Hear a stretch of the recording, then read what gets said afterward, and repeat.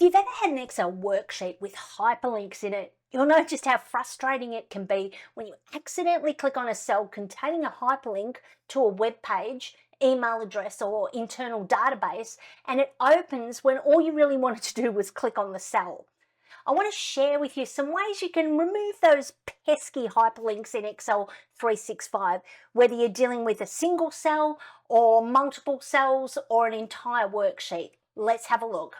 So first of all, if I want to remove an individual cell, all I need to do is right-click on the cell and choose Remove Hyperlink.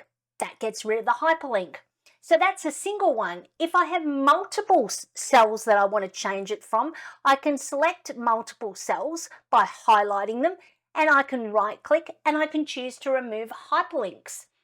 Additionally, I could also go to the Home tab, and on the right-hand side we have a clear option, and from here I could choose Remove Hyperlinks.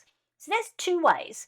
Now, if I've got that data and I don't want hyperlinks to happen, so if, for example, I type in an email address, I can actually set it up so that Excel doesn't automatically turn that into a hyperlink. So to do this, we need to go to File,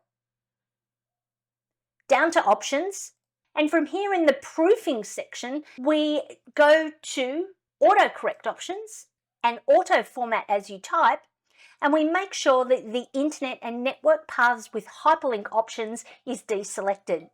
Simply click OK and OK again, and you'll make sure that next time you type something in that looks like a web address, then hyperlinks won't display automatically.